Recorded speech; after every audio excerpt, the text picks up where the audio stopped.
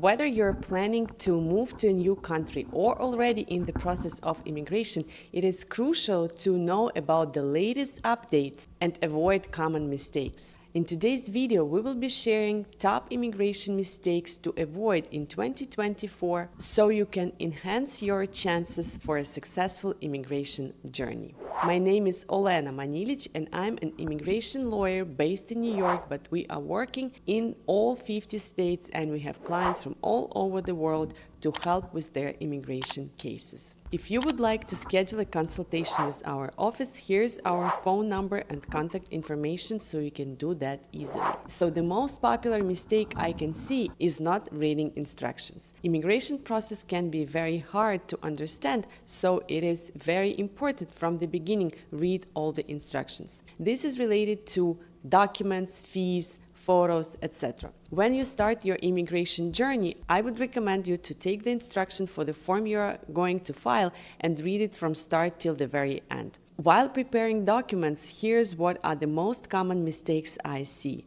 USCIS often reviews their applications and changes their edition. So it is very important once you prepare your documents, check for the latest edition and make sure that you file the latest accepted edition at the time of filing. USCIS oftentimes can change the location where the appropriate form should be filed. Therefore, at the day of filing, make sure to check for the correct address where your form should be sent. Sometimes people think that if there is no information that has to be on the form, then there is no need to send this page. However, every page, even if it's blank, should be a part of your document. After you completed your form, make sure to double check it, and once everything is ready, make sure you sign and date it. There is a special line where your signature should be put. Make sure to put your signature in the right place and put the current date. If you provide documents that are not in English, make sure you provide all the documents with certified translation. Once your case is ready, make sure you make a scan of your case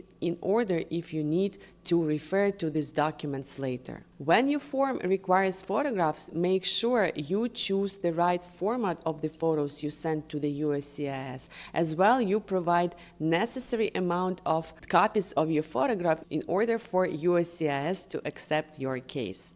If your photograph is old, make sure to make a new photo of yourself. These are the most common mistakes I see people encounter when working without attorney. Number 1, not providing the latest edition of the documents. Number 2, not providing the required and necessary evidence. Number 3 is missing pages on the forms, even if the pages are blank.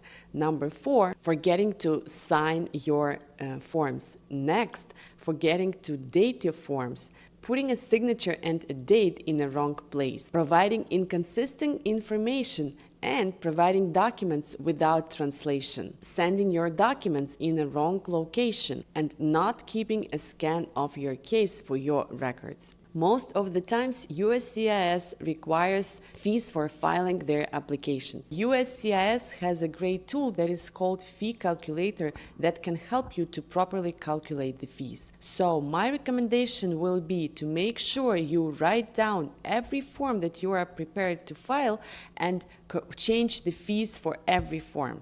Please keep in mind that sometimes if you file some forms together, then you can get reduction for filing, or you can be exempt from filing fees for certain forms. For example, if you file petition I-485 together with work authorization, then you do not have to pay for work authorization application.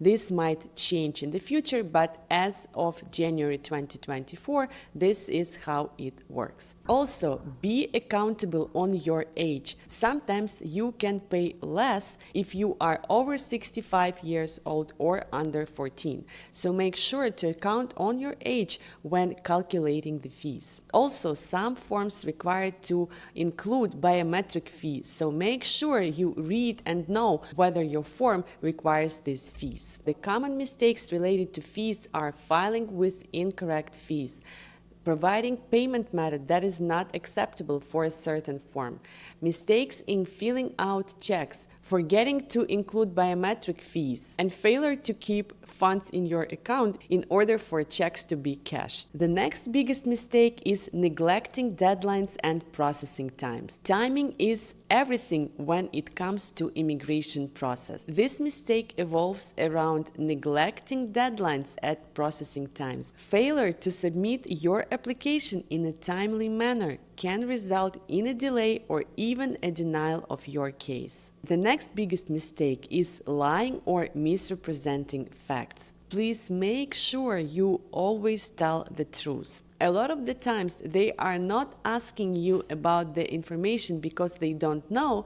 but rather they would like to see if you will say this. So there is no reason to hide your prior marriages in case you've been married. Or you please make sure to never lie about your arrest in the past or hide your immigration history, even if you applied for visa and it got denied. The next biggest mistake is neglecting requests for evidence. The ways requests for evidence can be neglected are the following: neglecting deadlines. Next, not understanding the legal issue that USCIS has raised. Next, not providing the full information requested by USCIS. And sending your response to request for evidence to a wrong address. Once USCIS started to review your application, if some questions arise, they will issue request for evidence.